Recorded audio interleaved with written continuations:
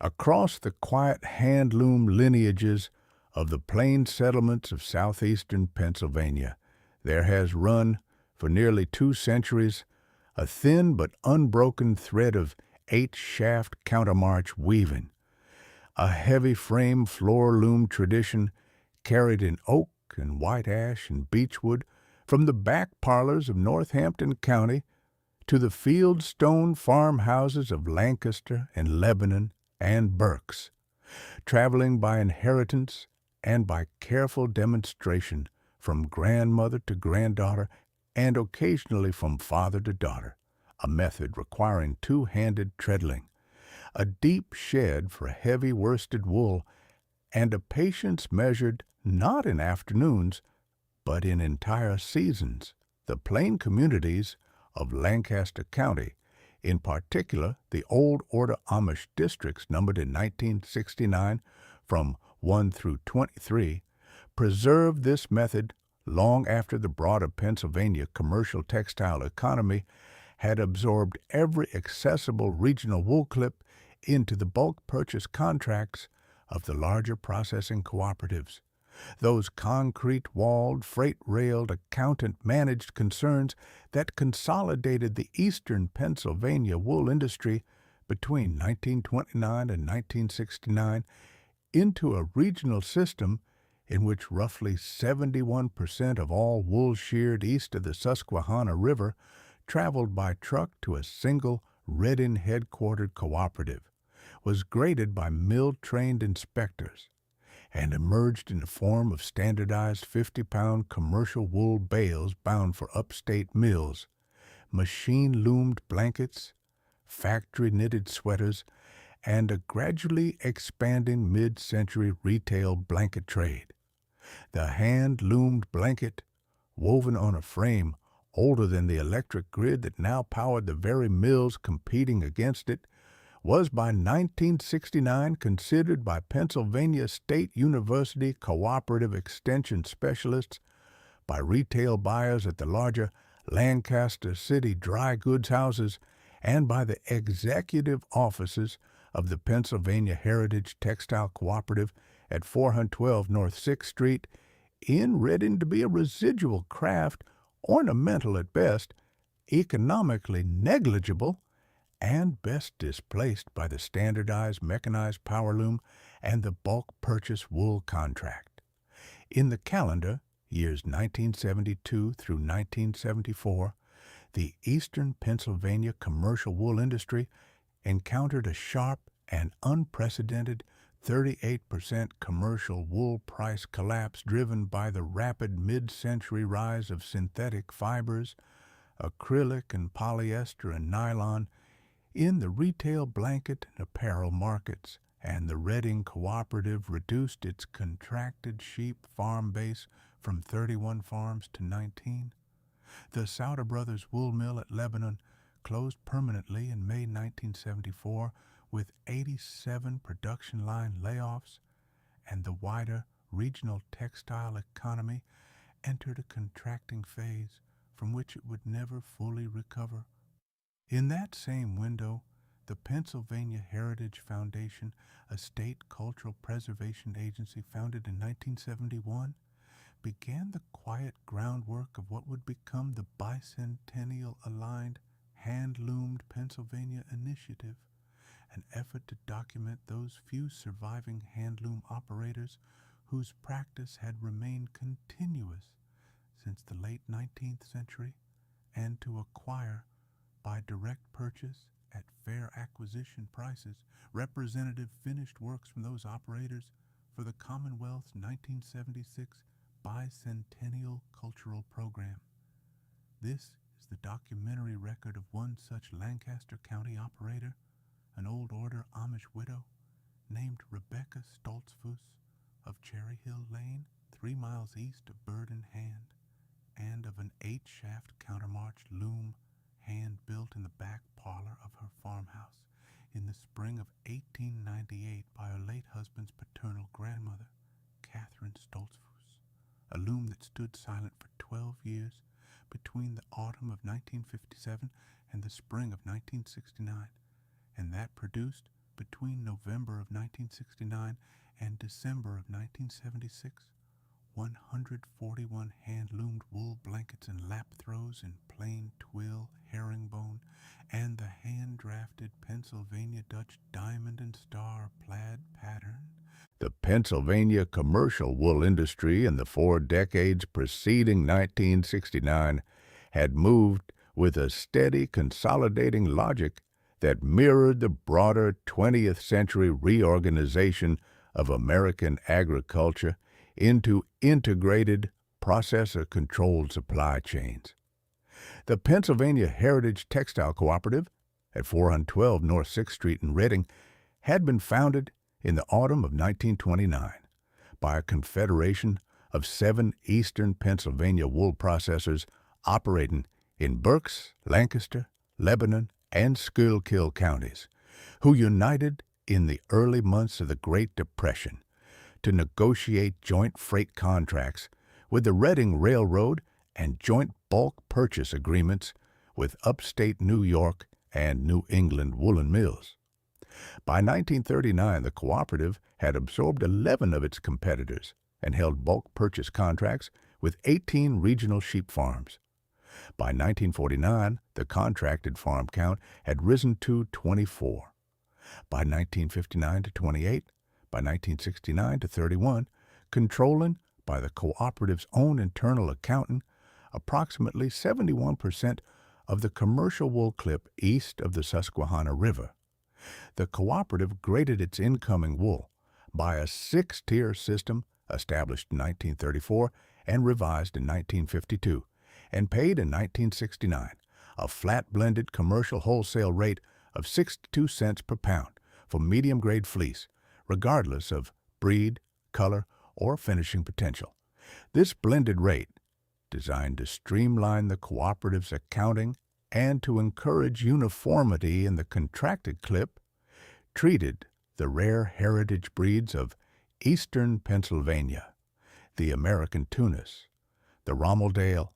the colored Romney, and the small surviving border Leicester flocks of Upper Berks County indistinguishably from the prevailing commercial Hampshire and Suffolk crosses, with the result that the heritage breed clips, when they entered the cooperative's bulk purchase channel at all, lost their breed identity at the grading floor and emerged in standardized 50-pound bales bound for upstate mills. The American Tunis breed, the wool of which lay at the center of the Cherry Hill Lane operation, occupied a particular niche within American heritage agriculture. Descending from a foundation gift of 10 Tunisian sheep, presented to the United States by the Bay of Tunis in 1799, and acclimatized through the early 19th century at experimental farms in Pennsylvania and New Jersey, prized for the deep mahogany red wool tipped in cream at the staple ends, and for the breed's tolerance of the cool, damp winters of the Pennsylvania uplands. In 1862, in the same year that the United States Department of Agriculture was established and began a small heritage rare breed conservation program, the Hochstetler family of Cumberland County, Pennsylvania, then farming near Newville, acquired their foundation American Tunis flock and began the continuous breeding line that would, in the spring of 1948, furnish the foundation flock of the Cherry Hill Lane farmstead through a private transfer from the then 78-year-old Reuben Hochstetler to Daniel Stoltzfus's mother, Mary Stoltzfus. District 6 of the Old Order Amish settlement in eastern Lancaster County, encompassing the farms along Cherry Hill Lane, Stumptown Road, and Beechdale Road, had by the late 1960s become a quiet enclave of preserved hand-loom practice, with 3 operational pre-1900 hand-built floor looms documented in the district by the Deacon Christian Byler in his 1968 district register, all 3 traceable in their construction to women born in the 1840s and 1850s, who had themselves learned the 8-shaft countermarch method from instructors of Northampton or Cumberland County origin. Of those 3 documented looms, the 1898 Catherine Stoltzfus loom in the back parlor of the Cherry Hill farmhouse was the largest, the most elaborately assembled, and by April of 1969, the one most fully restored to working order. From a Cherry Hill loom 3 miles east of Bird in Hand, in the spring of 1969, the quiet documentary record of this particular operation begins. On the morning of April 18, 1969, on an 80-acre rolling hillside 3 miles east of Bird in Hand, Pennsylvania, a 36-year-old old-order Amish widow named Rebecca Stoltzfus drew back a heavy cotton dust sheet from a hand-built 8-shaft countermarch loom in the back parlor of her late husband's farmhouse, a loom constructed in the spring of 1898 by his paternal grandmother, Catherine Stoltzfus, and unused since the death of his mother, Mary Stoltzfus, in the influenza autumn of 1957. Rebecca Stoltzfus, a recurring figure in the documentary record of the District 6 Plains settlement, was a woman of medium build, dark chestnut hair center-parted and gathered beneath a white heart-shaped prayer cap, pale, freckled skin weather-worn from outdoor field work, calm, unsmiling mouth, and the plain, long-sleeved, solid mid-blue dress with high collar and full coverage matching apron pinned at the shoulders that District 6 discipline required of widows in their first year of mourning. Her husband, Daniel Stoltzfus, a thresher by primary occupation and a careful keeper of the Cherry Hill farmstead, had been killed on February 21, 1969, in a threshing accident on a neighboring farm, leaving Rebecca with the 80-acre farmstead, the small flock of 24 American tuna sheep in the lower pasture, the 1898 Fieldstone soap house, and adjacent dye garden, the small Fieldstone summer kitchen, the 4 large black walnut trees along the western fence line, and the back parlor that contained, beneath its heavy cotton dust sheet, the silent loom. The back parlor itself was a 16 by 20-foot room in the southeast corner of the white clapboard farmhouse, with a small cast-iron parlor stove for winter heat set against the inner wall, a tall 12-pane south-facing window admitting the long, pale spring light, plain whitewashed wall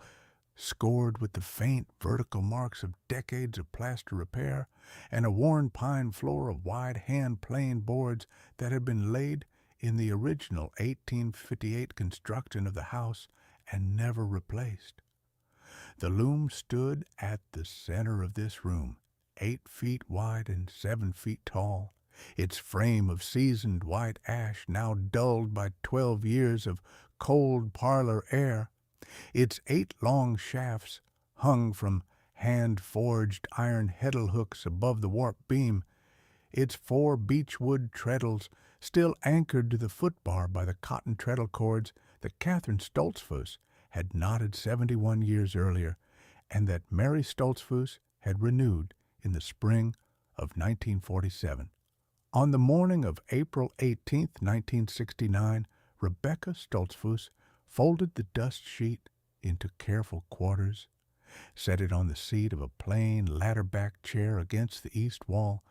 and stood for a long moment before the silent loom. By her own later-written ledger entry, dated that evening in a small-bound notebook with a brown paper cover, she recorded the day in a single line. April 18th, dust sheet drawn back, loom inventory begun, 14 heddle strings broken, treadle cord sound, ash frame to be re-oiled. The notebook itself, the brown paper cover already worn at the corners from a previous household use as a dairy receipts register, would become, across the next 8 years, the primary surviving documentary source for the entire Cherry Hill Lane operation. The restoration of the 1898 Catherine Stoltzfus loom occupied Rebecca Stoltzfus continuously from April 18th through July 9th of 1969, a span of 83 days in which she worked alone in the back parlor in the early morning and late evening hours, bracketing the daytime requirements of the farmstead, the spring lambing of the American Tunis flock, the planting of the dye garden, and the ordinary domestic labor of widowhood within the discipline of District 6. The 14 broken cotton heddle strings she replaced individually, each string measured to a uniform 12 1/4 inch finished length from a spool of unbleached cotton heddle twine purchased from the Strasburg Dry Goods House of Lapp and Stoltzfus on April 22, 1969, total purchase $3.75 recorded in her cash ledger. The foot treadle cords, intact but stiffened with 12 years of disuse, she removed, washed in warm water with hand-rendered tallow soap from the 1898 soap house, dried in the south window light, and re-anchored to the beechwood treadles with the same square knot pattern Catherine Stoltzfus had used in 1898 and Mary Stoltzfus had renewed in 1947. The white ash frame she sanded by hand with 3 successive grades of garnet paper across the span of late April and early May, then oiled with hand-pressed flaxseed oil rendered the previous October from flax grown in the kitchen garden strip behind the summer kitchen, applying the oil in 3 thin coats over a 6-day period and rubbing each coat down with a clean cotton cloth from the rag bag. The American Tunis flock of 24 head, kept since the spring of 1948 when Daniel's mother, Mary Stoltzfus, had received the foundation flock of 6 ewes and 1 ram from the then 78-year-old Reuben Hochstetler of Newville, Cumberland County, Pennsylvania, was sheared during the second week of May 1969 by a traveling shearer from Lebanon County named Aaron Glick. Total yield 192 pounds of greasy fleece with the characteristic deep mahogany red wool tipped in cream at the staple ends. The shorn fleece Rebecca skirted, sorted, and washed in batches in the 1898 Fieldstone soap house, using the same 22-gallon copper kettles that would serve later for dyeing, then dried on raised slat frames in the summer kitchen across the latter half of May and into early June. The dye garden, a 40 by 30-foot dedicated bed against the east wall of the 1898 Fieldstone soap house, first planted by Daniel Stoltzfus in the spring of 1967 with foundation cuttings and seeds obtained from a Berks County heritage gardener named Naomi Reel, had overwintered well, and by the 3rd week of May the madder root crowns were sending up new shoots. The dyer's wove rosettes were established. The weld was in 2nd year of flowering. The Pennsylvania-grown indigo seedlings were transplanted from the cold frame, and the goldenrod stands along the garden's south edge were vigorous. The first warp was dressed on the loom on July 9, 1969, 24 ends per inch over a finished width of 76 inches, in undyed cream Tunis warp yarn hand-spun on the 1898 oak Saxony-style spinning wheel, and the first finished blanket, a plain twill in undyed Tunis cream, with a single deep red madder root border stripe at each end, came off the loom in late November 1969 at finished dimensions of 76 by 100 inches, an estimated 220 hours of total handwork from shearing through finishing, an estimated 11 pounds of finished yarn input. Word of the renewed operation of the 1898 Catherine Stoltzfus Loom in the back parlor of the Cherry Hill farmhouse traveled in the manner of all such plain district news by the ordinary informal channels of buggy visit, market day conversation, and Sunday after-service yard talk through the spring and early summer of 1969. The first commercial sector notice of the operation reached the Pennsylvania Heritage Textile Cooperative at 412 North 6th Street in Reading by the second week of July 1969, when the cooperative's Southern Lancaster County field representative, a 31-year-old contract renewal agent named Wendell Garber, included in his routine July 11th weekly contact report a brief notation that the Cherry Hill Lane farmstead, previously listed in the cooperative's inactive farm register since the death of Daniel Stoltzfus in February, had returned a small fleece clip to in-farm processing rather than to the cooperative's bulk purchase channel. Garber's notation, 3 lines in length, was forwarded through the cooperative's internal mail to the desk of the production manager, Roland Schreiber, who initialed it on July 15th and forwarded it in turn to the general manager, Kendrick Eberle, and the marketing director, Edmund Wittenbach, for executive review. In the same window, by an informal route running through the Lancaster City Plain Market on West King Street, where Rebecca's neighbor, Sarah Lapp, had carried a single hand-loomed lap throw on commission in early December 1969, the operation drew the attention of the Lancaster Dry Goods Company retail buyer, Cora Holst, at 416 King Street, who noted the lap throw in her February 1970 quarterly purchasing notebook with a brief annotation, hand-loomed Lancaster County wool, retail potential to be assessed. By the early summer of 1970, the operation had also drawn the attention of the Pennsylvania State University Cooperative Extension Service through its Lancaster County Agricultural Extension Office in Lancaster City, where a routine seasonal report from the county home economics agent Hazel Bachman, dated June 28, 1970, included a subparagraph on the Cherry Hill Lane Heritage Textile operation and was filed forward to the Penn State Main Campus Textile and Apparel Studies Department in University Park. At University Park, the report was routed to the desk of the Cooperative Extension Textile Specialist, Dr. Lloyd Schaefer, who placed it in his Lancaster County field visit calendar for the following autumn. Through this triangulated commercial, cooperative, retail, and academic notice, by the close of the summer of 1970, the Cherry Hill Lane operation had been registered in 3 separate institutional records as a small heritage outlier in the eastern Pennsylvania commercial wool economy. All 3 records framing the operation in restrained, dismissive language. None of the 3 correspondents at any point traveling to Cherry Hill Lane to witness the loom in operation, the dye garden in bloom, the American Tunis flock in pasture, or the meticulous ledger that Rebecca Stoltzfus, in her brown paper-covered bound notebook, had begun to keep against the steady accumulation of completed blankets through the autumn of 1970.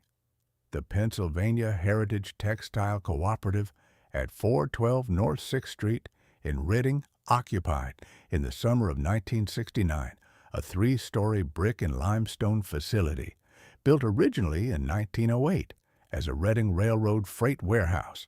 and converted in 1931 to wool processing, with a 40,000-square-foot ground floor grading and baling operation, a second-floor administrative suite of 14 offices, and a third-floor archival and contract storage. Its general manager, Kendrick Eberle, 58 years of age in 1969, was a third-generation Eberly family operator of the cooperative. His grandfather, Matthias Eberly, had been a co-founder in 1929. His father, Walter Eberly, had served as production manager from 1942 through 1961, and Kendrick himself had joined the cooperative as a contract clerk in 1943 at age 32 and risen through 26 years of continuous service to the general manager's office. Eberly was a tall, narrow-shouldered man with thinning gray hair, steel-rimmed spectacles, and a habit of reviewing the cooperative's contracted farm register on the first Monday of each month with a sharpened red pencil and a marble-bound ledger. Roland Schreiber, the production manager, was 52 in 1969, an 18-year cooperative veteran with a Lebanon County Darien background and a 6-year apprenticeship at the Souter Brothers Wool Mill before joining the cooperative in 1951. Aaron Reber, the quality manager, was 50, a 12-year veteran with a textile grading certification from the Philadelphia Textile Institute, earned in 1944. Edmund Wittenbach, the marketing director, was 47, the youngest of the 4 executive officers, recruited from a Pittsburgh wool brokerage firm in 1962, and the cooperative's primary external negotiator, with both the contracted farms and the upstate woolen mills. The 4 men met as a standing executive committee on the second and fourth Wednesdays of each month in the corner conference room of the second-floor administrative suite, and it was at the regular meeting of Wednesday, August 6, 1969, that the Cherry Hill Lane operation entered the committee's formal agenda for action under Agenda Item 1969 Q308. Cora Holst, the Lancaster Dry Goods Company retail buyer at 416 King Street in Lancaster City, was 51 years of age in 1969, a retail buyer at Lancaster Dry Goods since the autumn of 1955, a graduate of the Hood College class of 1939, a careful and conservative purchaser whose buying decisions were governed by the company's quarterly purchasing minutes and by the prevailing commercial shelf price benchmarks of the Lancaster City Retail District. Dr. Lloyd Schaefer of the Pennsylvania State University Cooperative Extension Service was 52 in 1969, a 1946 graduate of the Pennsylvania State University Department of Textile and Apparel Studies, a cooperative extension textile specialist since 1948, the author of a 1962 Penn State Cooperative Extension Bulletin titled Modern Commercial Wool Processing for Pennsylvania Producers, and a contributor to 4 subsequent Penn State Extension brochures on mechanized power loom operation and contract wool processing. None of these 6 institutional figures was, by any reasonable historical assessment, hostile in disposition toward the Cherry Hill Lane operation. They were rather professionally and methodically dismissive of heritage hand-loom practice, viewing it as an economically marginal residue of an obsolete craft, and conducting their respective approaches to Rebecca Stoltzfus accordingly, in the measured tones of men and women who had built careers on the consolidation of the regional wool economy, and who could not readily imagine its inversion.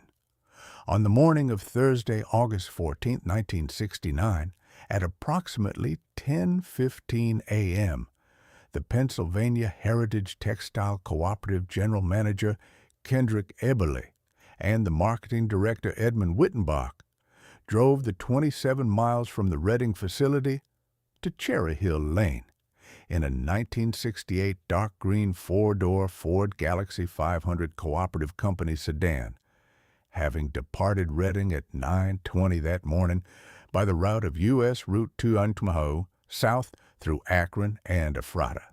and thence by the Pennsylvania Route 340 east through Bird in Hand. They arrived at the Cherry Hill Farmstead Gate at 10:14 a.m., were received by Rebecca Stoltzfus at the front porch of the white clapboard farmhouse, and after the customary plain courtesies of well water and seasonal pleasantries, they were seated at the plain pine kitchen table by 10:30 for a meeting that lasted, by Fittenbach's subsequent dictation to the cooperative's stenographic record, 48 minutes. Eberly presented a bulk wool procurement contract at the prevailing 1969 commercial Pennsylvania wool wholesale rate of 62 cents per pound, a 4-year contract guaranteeing the cooperative first refusal on the full annual tunis clip from the Cherry Hill flock, with quarterly cooperative pickup and a year-end blended grade settlement. Wittenbach outlined the cooperative's accounting and transport logistics. Rebecca Stoltzfus, listening throughout without interruption, declined the offer at the conclusion of the presentation in a single short sentence to the effect that the wool was not for sale. Eberly, by Wittenbach's later account, expressed his measured regret, accepted a glass of water for the return drive, and on the journey back to Reading, dictated to Wittenbach the notation that would be entered into the cooperative's Southern Lancaster County contact log under the date August 14, 1969, file reference SL 1969-0832 in 8 handwritten words. Small heritage operator, non-integrable, no further contact recommended. In June of 1970, the Lancaster Dry Goods Company retail buyer, Cora Holst, having received in early May a small consignment inquiry forwarded by Sarah Lapp on Rebecca's behalf concerning the possibility of carrying hand-loomed wool blankets at the King Street retail location, declined the inquiry at the regular quarterly purchasing committee meeting of June 17, 1970. The decision, recorded in the Lancaster Dry Goods Quarterly Purchasing Minutes under Agenda Item 1970 Q2-14, cited the proposed retail price of $84 per blanket against the prevailing commercial wool blanket shelf price of $14 and recommended that the inquiry be set aside without prejudice. No representative of Lancaster Dry Goods traveled to Cherry Hill Lane, and no further internal discussion of the inquiry appeared in the company's purchasing minutes through the remainder of 1970. On the afternoon of Saturday, September 12, 1970, at approximately 1:40 p.m., the Pennsylvania State University Cooperative Extension textile specialist, Dr. Lloyd Schaefer, arrived at the Cherry Hill Lane gate in a 1969 light tan 4-door Plymouth Fury III Cooperative Extension Service sedan, carrying a single 8-page Penn State Cooperative Extension brochure titled Modern Commercial Wool Processing and Textile Mill Standards, dated September 1970, recommending Rebecca abandon the 8-shaft countermarch loom for a mechanized power loom and contract her wool to the Reading Cooperative. Rebecca received Dr. Schaefer at the porch, listened to a 12-minute presentation, accepted the brochure for her records, and declined the recommendation. Schaefer recorded the visit that evening in the Lancaster County Cooperative Extension Service Annual Report under the line item Heritage Farmstead Outside Modern Textile Economy. 6 handwritten words in the margin of his field visit notebook. The chronicler pauses here to note, for the careful viewer following this documentary record, that the entire account that follows rests on 3 surviving primary documentary sources, each independently preserved and each cross-referenceable against the others. The first is Rebecca Stoltzfus's own loom warp ledger, a small-bound notebook with a brown paper cover begun on April 18, 1969, and maintained continuously through December 1976, recording warp dates, blanket completion dates, dye batches, sheep shearing yields, and acquisition transactions in a careful steel nib hand, now preserved in the District 6 Plain Settlement private records. The second is the Pennsylvania Heritage Foundation Bicentennial Acquisition File, a 47-page institutional folder at the William Penn Memorial Museum on North 3rd Street in Harrisburg, containing acquisition correspondence, visit memoranda, the June 14, 1975 Polaroid, and the 2-blanket acquisition receipt. The third is the Pennsylvania Heritage Quarterly Editorial Archive, holding the working draft, photographic file, and correspondence of the spring 1977 feature, The Cherry Hill Loom. If you are following this channel for the careful documentary record of plain agriculture and plain craft in 20th century Pennsylvania, the chronicler invites you to consider subscribing and to remain through the closing flashback, where the documentary thread of the 1898 Catherine Stoltzfus Loom is followed backward through Cumberland County and Northampton County to Quebec. The period from December 1969 through October 1974 constituted, for the Cherry Hill Lane operation, a 5-year window of quiet documentary continuity, during which Rebecca Stoltzfus produced, by the count of her own brown paper-covered ledger,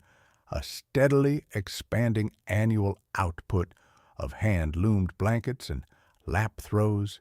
dressed warps in the standard 76-inch finished width, sheared and processed the annual Tunis fleece clip, planted and harvested the dye garden, and recorded each operation in a careful steel nib hand. The ledger entries of December 31, 1969, recorded the calendar year total of 1 finished blanket completed, the November twill. The entries of December 31, 1970, recorded 8 finished blankets and 3 lap throws. The entries of December 31, 1971, recorded 14 finished blankets and 7 lap throws. The entries of December 31, 1972, recorded 18 finished blankets and 9 lap throws. The entries of December 31, 1973, recorded 22 finished blankets and 11 lap throws. The entries of December 34, 1974, recorded 25 finished blankets and 13 lap throws. A cumulative 6-year total of 88 blankets and 43 lap throws, 131 finished pieces. Warp dressings, recorded individually in the ledger by warp number and warp date, totaled across the 6 years 141 separate warps, including the smaller and shorter warps for lap throws. Dye batches, recorded by kettle number and plant species, totaled across the 6 years 347 separate batches in the 22-gallon copper kettles of the 1898 soap house. Sheep shearings, conducted in the second week of May of each year by the Lebanon County traveling shearer Aaron Glick, recorded annual greasy fleece yields of 192 pounds in 1969, 214 pounds in 1970, 238 pounds in 1971, 261 pounds in 1972, 279 pounds in 1973, and 294 pounds in 1974. The steady year-on-year increase reflecting the growth of the flock from 24 head in 1969 to 31 head.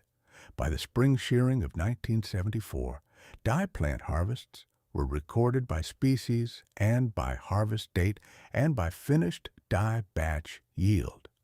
Madder root, harvested in the third week of October of each year from 3-year-old crowns, yielded between 14 and 22 pounds of dried root annually. Dyer's woad, harvested first-year leaves in late August, yielded between 18 and 27 pounds of dried leaf annually. Weld, harvested second-year flowering tops in early July, yielded between 16 and 24 pounds annually. Pennsylvania indigo, harvested mid-September, yielded between 11 and 17 pounds annually. Goldenrod, harvested in the first week of September from the unmanaged stands along the dye garden's south edge, yielded between 22 and 31 pounds annually. Black walnut hulls gathered in mid-October from the 4 large black walnut trees along the farm's western fence line, yielded between 40 and 58 pounds annually. Direct sale transactions were recorded by purchaser name, blanket pattern, finished dimensions, and acquisition price. The standard finished blanket price across the 6 years remained constant at $84 per blanket. The lap throw price at $26. Across the 6-year window, the total direct sale revenue by the ledger's careful column was $9,458, an average of $1,576 per calendar year, sufficient to support the 80-acre farmstead, the flock, the dye garden, and Rebecca Stoltzfus's modest household, and required tithe to District 6. The household ledger and the loom warp ledger together, kept in parallel through the period, recorded a total of 57 individual direct sale purchasers across the 6-year window, distributed among Lancaster, Berks, Lebanon, Chester, and Cumberland counties, with 7 additional purchasers from Delaware, Maryland, and New Jersey arriving by referral from Lancaster City Plain Market acquaintances. By the close of calendar year 1971, the operation at Cherry Hill Lane had matured into a steady annual output of 14 finished blankets and 7 lap throws, and by the close of calendar year 1973, the output had risen to 22 finished blankets and 11 lap throws, a near doubling of finished output across the 2-year span. The expansion was accommodated by 3 operational developments that Rebecca recorded in the ledger across 1971 and 1972. First, the introduction of a smaller secondary floor loom, a 4-shaft direct tie-up loom 48 inches wide and 60 inches tall, hand-built by Daniel Stoltzfus during the winter of 1968-1969 in the months preceding his death and never completed by him, which Rebecca completed in the back parlor across the winter of 1971 to 1972 with the assistance of a District 6 carpenter named Levi Esch. This secondary loom, set against the west wall of the back parlor at right angles to the 1898 Catherine Stoltzfus loom, became Rebecca's dedicated lap throw loom, freeing the larger 1898 loom for continuous full-width blanket warps. Second, the American Tunis flock was expanded from 24 head to 31 head across the spring lambings of 1970 through 1973, with 2 ewe lambs retained per year from the natural increase and 1 new ram introduced in the autumn of 1972 from a private transfer with a Mifflin County Tunis breeder named Jonas Yoder, a careful breeding decision designed to widen the genetic base of the small foundation flock and to maintain the distinctive deep mahogany red staple color of the Hochstetler line. Third, the dye garden was expanded in the spring of 1972 from its original 40 by 30-foot footprint along the east wall of the 1898 soap house to an enlarged 40 by 48-foot bed, with an 18-foot southward extension dedicated to a doubled madder root planting and a new stand of black walnut hull processing racks. The expanded dye garden, by the harvest tallies of autumn 1973, was yielding approximately 160 pounds total of dry dye material annually, sufficient to support the dye batches required for the expanded blanket production. In the same window, Rebecca began the careful hand drafting of the Pennsylvania Dutch diamond and star plaid pattern, a draft of 168 individual ends per repeat across the 76-inch warp width, with 3 distinct weft sequences in the deep madder red, the Pennsylvania indigo blue, and the black walnut brown, drafted on graph paper across the winter evenings of 1972-1973 in the back parlor under the light of a single kerosene lamp. The first Diamond and Star plaid warp was dressed on a 1898 loom on March 14, 1973. The first finished Diamond and Star plaid blanket came off the loom on June 22, 1973, and across the remainder of 1973 and through 1974, Rebecca completed 9 Diamond and Star plaid blankets, each individually drafted, each entered in the ledger with a small graph paper draft inclusion folded into the ledger's back pocket. The eastern Pennsylvania commercial wool industry entered, in the opening months of calendar year 1972, the steepest sustained price collapse in its 43-year cooperative history, a collapse driven primarily by the rapid mid-century displacement of natural wool by synthetic fibers, acrylic and polyester and nylon, in the American retail blanket and apparel markets. The prevailing commercial Pennsylvania wool wholesale rate, recorded by the Pennsylvania Heritage Textile Cooperative at 62 cents per pound on the bulk purchase contracts of 1969, declined to 54 cents per pound by the cooperative's revised contract rates of spring 1972, to 46 cents per pound by the revised contracts of spring 1973, and to 38 cents per pound by the revised contracts of spring 1974, a cumulative 38% collapse across the 3-year window. The cooperative's quarterly executive reports across the same window recorded an accelerating reduction in contracted farm participation. The cooperative entered 1972 with 31 contracted sheep farms, exited 1972 with 27, exited 1973 with 23, and exited 1974 with 19, a 40% reduction in the contracted farm base. Internal cooperative correspondence preserved in the cooperative's surviving 1972-1974 quarterly executive file at the Berks County Historical Society documents the executive committee's increasingly anxious assessment of the synthetic fiber penetration of the eastern Pennsylvania retail blanket market, with marketing director Edmund Wittenbach's quarterly market analysis of the third quarter of 1973, noting that acrylic blankets at the prevailing $8.50 retail price point had captured an estimated 63% of the regional retail blanket market, displacing commercial wool blankets at the $14 shelf price into a residual 22% market segment. The Sauter Brothers Wool Mill at Lebanon, a 1908 founded regional mill controlling approximately 14% of the Pennsylvania commercial wool output and employing 142 production workers across 2 shifts,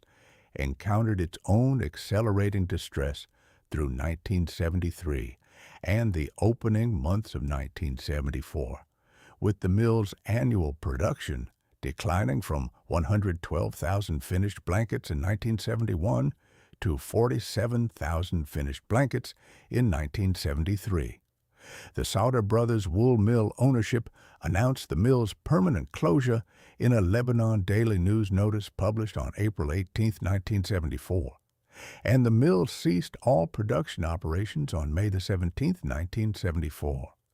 with 87 production line layoffs, concentrated among workers with 20 or more years of mill service. The closure was followed within the same calendar year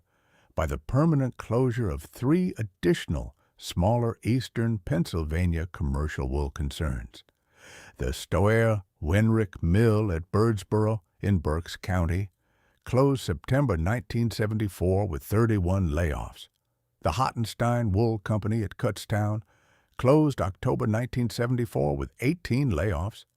and the Eshelman Brothers Carding Mill at Mannheim in Lancaster County closed November 1974 with 12 layoffs. Across the 18-month window from May 1974 through October 1975, the eastern Pennsylvania commercial wool sector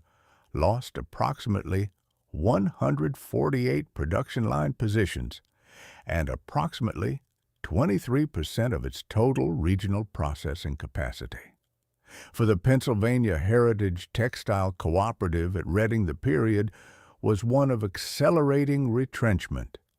with the cooperative's executive committee meeting frequency rising from the historical twice-monthly cadence to a weekly cadence by the summer of 1974, and with the cooperative's annual contracted farm renewal terms revised in October 1974 to permit individual farm-level renegotiation of bulk purchase rates, a departure from the historical blended rate model that had governed the cooperative's contracts continuously since 1934. The wider eastern Pennsylvania commercial wool sector entered, by the close of calendar year 1974, a phase of structural retrenchment from which it would not recover to its 1969 production levels at any subsequent point in the 20th century. The 3 smaller mill closures of autumn 1974, together with the Souder Brothers closure of May 1974,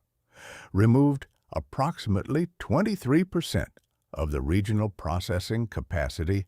east of the Susquehanna River. The Pennsylvania Heritage Textile Cooperative's reduction of contracted farms from 31 to 19 removed approximately 39% of the cooperative's bulk purchase volume. The prevailing wool wholesale rate had fallen by 38% from the 1969 reference. Within this contracting commercial environment, a small but significant countercurrent emerged, distinct in institutional character from the cooperative mill complex, and originating not in the commercial textile sector, but in the state cultural preservation apparatus. The Pennsylvania Heritage Foundation, a state cultural preservation agency founded by Act of the Pennsylvania General Assembly on April 14, 1971, with a mandate to identify, document, and support surviving heritage craft practices across the Commonwealth, had through its first 3 years of operation, 1971 through 1974, conducted a preliminary statewide inventory of heritage craft practitioners in the categories of pottery, textile, ironwork, woodwork, and traditional foodways, identifying by the close of 1973 approximately 140 surviving heritage practitioners across the 67 counties of Pennsylvania. In the autumn of 1974, in preparation for the Commonwealth's participation in the United States Bicentennial of 1976, the Pennsylvania Heritage Foundation Board of Trustees authorized a specific bicentennial-aligned program titled the Hand-Loomed Pennsylvania Initiative, with an authorized budget of $48,000 across the 18 months from November 1974 through April 1976,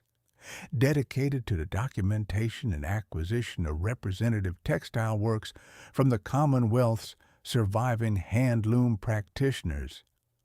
The initiative was personally championed by the Commonwealth's First Lady Muriel Shapp, wife of Governor Milton Shapp, who had assumed the governorship in January 1971 and would serve until January 1979. and was administered through the Pennsylvania Heritage Foundation's Cultural Assistant Division at the William Penn Memorial Museum on North 3rd Street in Harrisburg. The Hand-Loomed Pennsylvania Initiative's preliminary practitioner roster, compiled across November and December 1974 from county cooperative extension reports, county historical society referrals, and plain quilt show coordinator recommendations, identified 17 candidate operators across 9 Pennsylvania counties, of whom 4 were located in Lancaster County, 3 in Berks County, 2 each in Cumberland, Lebanon, and Northampton counties, and 1 each in Bucks, Chester, Montgomery, and Schuylkill counties. The Lancaster County preliminary roster of 4 candidate operators included the Cherry Hill Lane operation of Rebecca Stoltzfus, recommended in early December 1974 by a Lancaster County plain quilt show coordinator named Anna Byler, whose annual quilt show records at the Lancaster Plain Market on West King Street had documented the Cherry Hill Lane operation's hand-loomed lap throws each autumn since 1970. The recommendation was forwarded by Anna Byler in writing to the Pennsylvania Heritage Foundation Cultural Assistant Office in Harrisburg on December 14, 1974, and was placed in the initiative's Spring 1975 visit calendar. On the morning of Monday, April 14, 1975, at approximately 10:40 a.m., the Pennsylvania Heritage Foundation Cultural Assistant Teresa Halberstad, 37 years of age, a 1960 graduate of Bryn Mawr College and a cultural assistant at the foundation since 1973,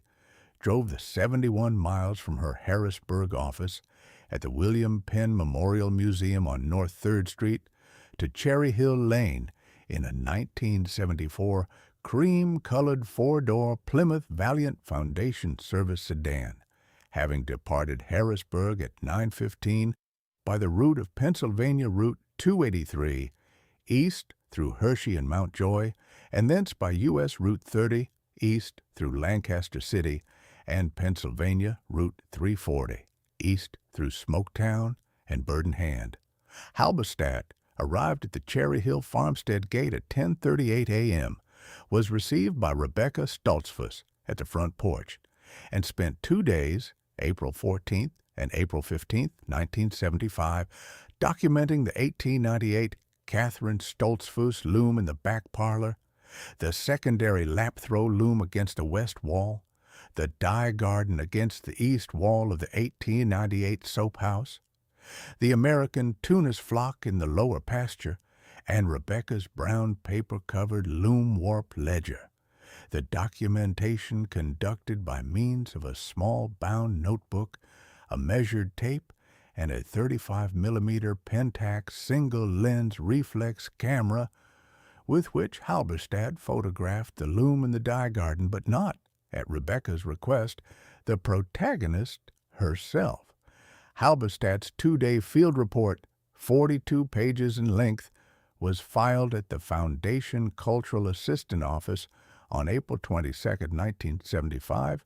with a recommendation that the Cherry Hill Lane operation be advanced to the Foundation's Spring 1975 acquisition program, and that Pennsylvania First Lady Muriel Shapp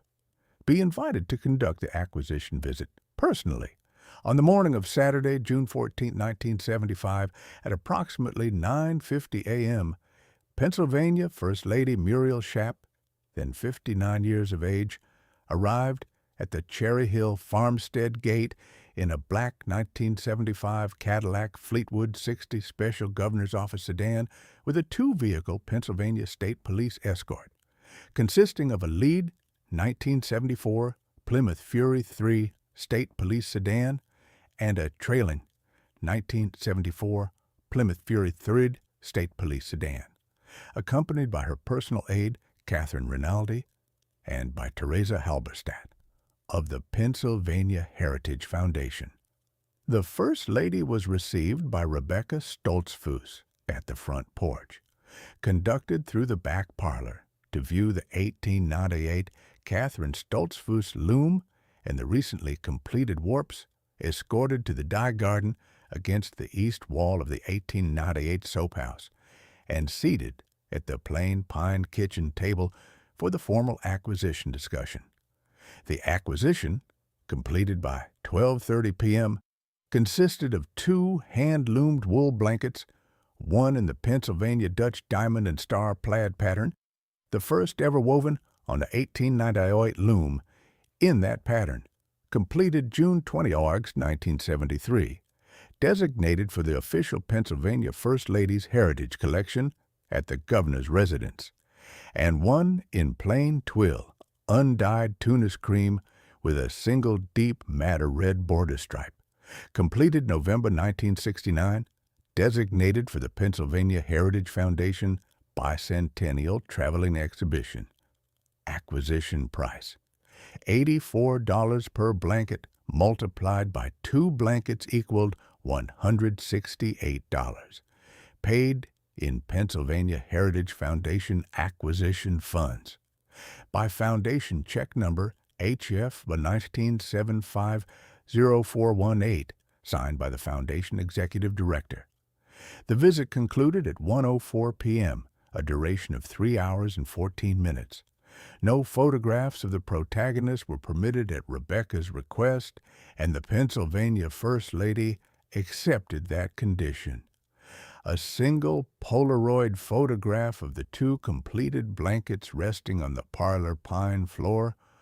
was taken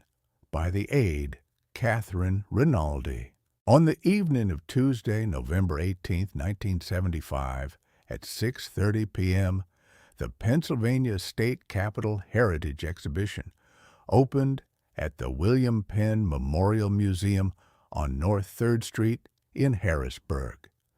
The first major bicentennial-aligned cultural exhibition of the Commonwealth's Bicentennial Program, featuring the documented hand-loomed textiles of 12 Pennsylvania heritage operators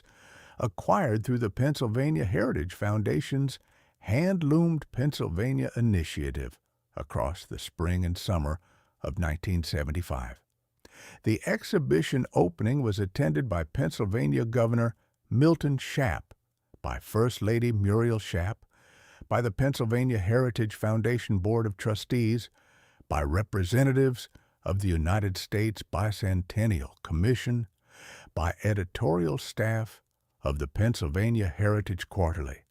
and by an invited audience of approximately 140 cultural and academic guests. The Pennsylvania Dutch diamond and star plaid blanket from the Cherry Hill Lane operation was displayed on the central exhibition wall of the museum's second-floor textile gallery, alongside textiles from the 11 other Pennsylvania heritage operators. The exhibition's accompanying catalog, a 68-page printed booklet titled Hand-Loomed Pennsylvania, a Bicentennial Heritage Exhibition, listed the blanket on page 31 with a catalog entry, Pennsylvania Dutch Diamond and Star Plaid Wool Blanket, Lancaster County, 1973, hand-loomed on an 1898 8-shaft countermarch loom by an old order Amish operator, Cherry Hill Lane, District 6. Rebecca Stoltzfus did not attend the exhibition opening, having declined the Foundation's invitation in a brief written reply dated November 1, 1975.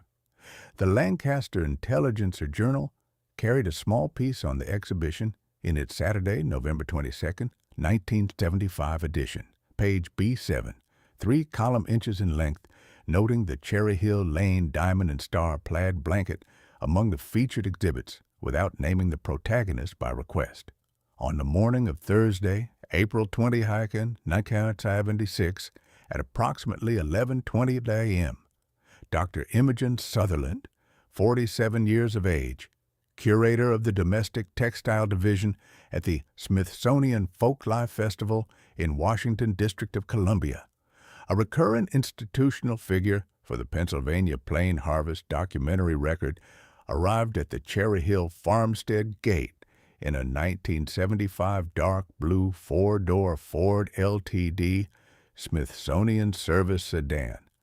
having driven the 138 miles from her Washington office. Sutherland spent the afternoon of April 22nd and the morning of April 23, 1976, negotiating a one-year temporary exhibition loan, not a permanent acquisition, of 2 further hand-loomed blankets, one a herringbone in Dyer's woad blue and undyed cream, completed March 1975, and one a plain twill in black walnut brown and undyed cream, completed September 1975 for the 1976 Smithsonian Folklife Festival exhibition, Hand-Loomed America. The loan agreement was signed at the Cherry Hill kitchen table on April 28, 1976, with explicit terms that the blankets would be returned to Cherry Hill Lane by April 22, 1977, and that no photographs of the protagonist would be taken or published. On the morning of Saturday, December 4, 1976, at approximately 10:15 a.m., the Pennsylvania Heritage Quarterly editor, Audrey Vinson, 39 years of age, editor of the Quarterly since the spring of 1972, arrived at the Cherry Hill Farmstead Gate to conduct the working interviews for a feature article that would appear in the Quarterly's spring 1977 issue under the title The Cherry Hill Loom, an 1898 countermarch in Lancaster County, a 5,800-word feature with 11 accompanying photographs of the loom, the dye garden, and the Tunis flock, but no photographs of the protagonist herself. In the 18-month window from June 1975 through December 1976, each of the 6 institutional figures who had in the years 1969 through 1970 conducted the original quiet dismissals of the Cherry Hill Lane operation returned, by one means or another, to that operation. On the morning of Monday, August 18, 1975, at approximately 10:30 a.m., the Pennsylvania Heritage Textile Cooperative Marketing Director, Edmund Wittenbach, drove alone the 27 miles from the Reading facility to Cherry Hill Lane in the same 1968 dark green four-door Ford Galaxy 500 Cooperative Company sedan that he and Kendrick Eberly had driven on August 14, 1969, 6 years and 4 days earlier, and arrived at the Cherry Hill Farmstead Gate at 11:12 a.m. with a revised bulk wool procurement offer at $4.80 per pound, a roughly 7-fold increase over the original September 1969 62-cent per pound offer. Rebecca received Wittenbach at the porch, listened to a 31-minute presentation, declined the revised offer in a single short sentence to the effect that the wool was committed to existing direct sale and Heritage Foundation channels, and Wittenbach returned to Reading with the notation entered into the cooperative's Southern Lancaster County contact log under file reference SL5050418, declined, channels saturated. In October 1975, the cooperative's general manager, Kendrick Eberly, wrote to Rebecca Stoltzfus inviting her to contribute a written essay to the cooperative's 1975 annual report on traditional Pennsylvania wool processing. Rebecca declined the invitation in a brief written reply dated October 22, 1975. In November 1975, the Lancaster Dry Goods Company retail buyer, Cora Holst, wrote to Rebecca Stoltzfus inquiring about a possibility of retail stocking of hand-loomed blankets at the King Street retail location. Rebecca offered, in a written reply dated November 12, 1975, a small 12-blanket consignment at the standard $84 wholesale price, which Holst declined in a follow-up reply dated November 19, 1975, as too small a quantity to justify retail floor allocation.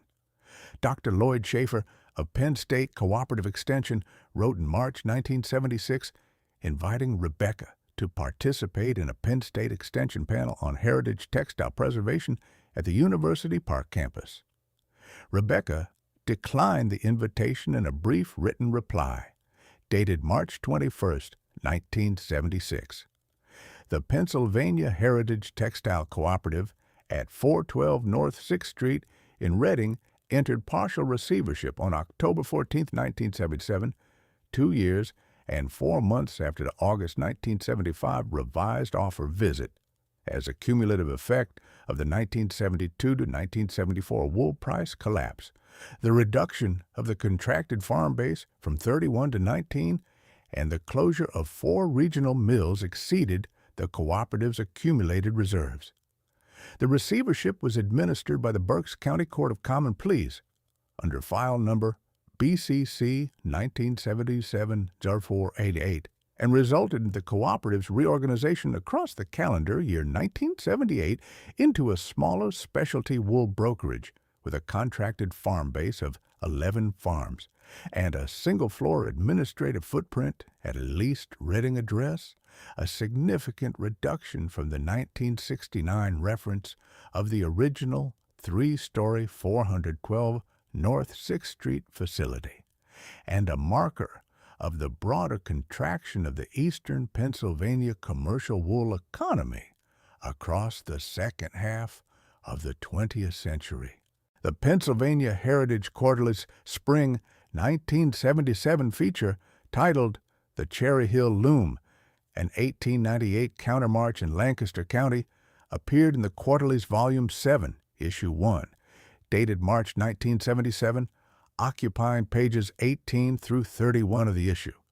A 5,800-word feature article by editor Audrey Vinson, with 11 accompanying black and white photographs by the Quarterly's staff photographer Roland Yoder. All 11 photographs depicting the loom, the dye garden, the soap house, the Tunis flock in pasture, and the back parlor interior, none depicting the protagonist. The feature drew approximately 340 subscriber letters of response across the spring and summer of 1977, of which the Quarterly's editorial archive records 18 as institutional or academic inquiries, and the remainder as personal subscriber correspondence. Rebecca Stoltzfus did not reply individually to any of the letters, but acknowledged the feature in a single line in her Loom Warp Ledger entry of March 24, 1977, quarterly feature received, accurate in particulars. The Lancaster Intelligencer Journal coverage of November 27, 1975, expanded into a longer regional piece in the journal's Sunday edition of March 27, 1977, an 11-column-inch feature on the spring 1977 quarterly article by the journal's regional culture writer, Hannah Glick, the Philadelphia Inquirer food and agriculture writer, Mariella Castellano, a recurring regional figure in the Plain Harvest documentary record, ran a small 1-column-inch regional column in the Inquirer's edition of January 23, 1976, noting the Cherry Hill Lane operation in the context of a broader bicentennial-aligned column on Pennsylvania heritage textile and food practices. The District 6 Plain Settlement, conducting its routine quarterly community register at the regular district meeting of July 9, 1976, entered into the Deacon Christian Baylor's bound district register a single line of acknowledgment under the calendar date. Cherry Hill Lane Loom continues. District considers the operation in good standing under ordnung discipline. No further notice required. The Cherry Hill Lane Loom's continued relationship with the Pennsylvania Heritage Foundation extended through the calendar years 1996 through 1980, with the foundation acquiring an additional 6 hand-loomed blankets from the operation across the 4-year window for the expanding Pennsylvania First Lady's Heritage Collection, the Foundation Bicentennial Traveling Exhibition, and the Foundation's permanent textile reference collection at the William Penn Memorial Museum. The acquisition prices, recorded in the Foundation's acquisition file at $84 per blanket consistent with the 1975 reference, totaled $504 across the 4-year window.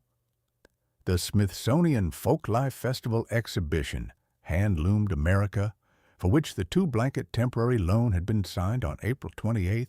1976, ran from June 30, 1976 through September 6, 1976 on the National Mall in Washington, District of Columbia, with the 2 Cherry Hill Lane blankets returned to Rebecca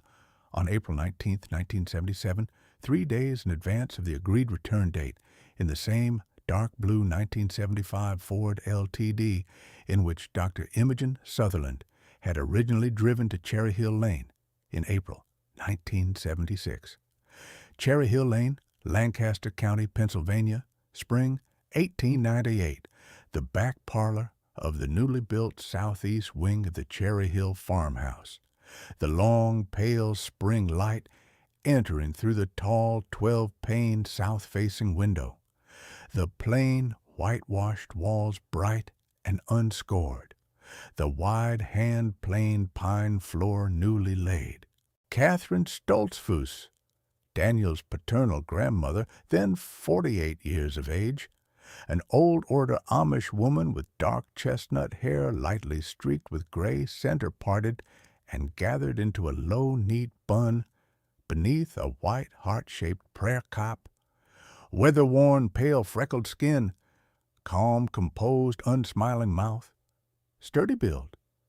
wearing a plain, long-sleeved, solid, deep slate blue dress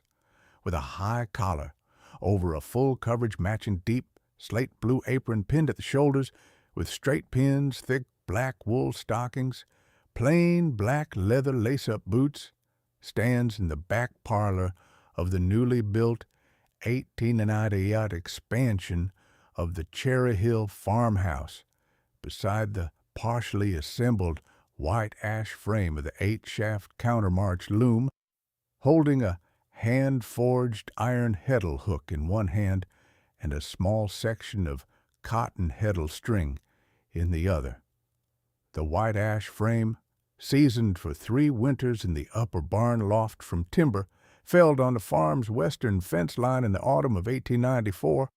has been assembled across the months of March and April 1898 with the assistance of her husband, Jonas Stoltzfus, and her then 11-year-old son,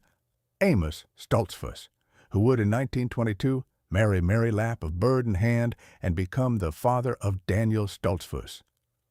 The loom's 8 long shafts hang from the upper beam by hand-forged iron heddle hooks,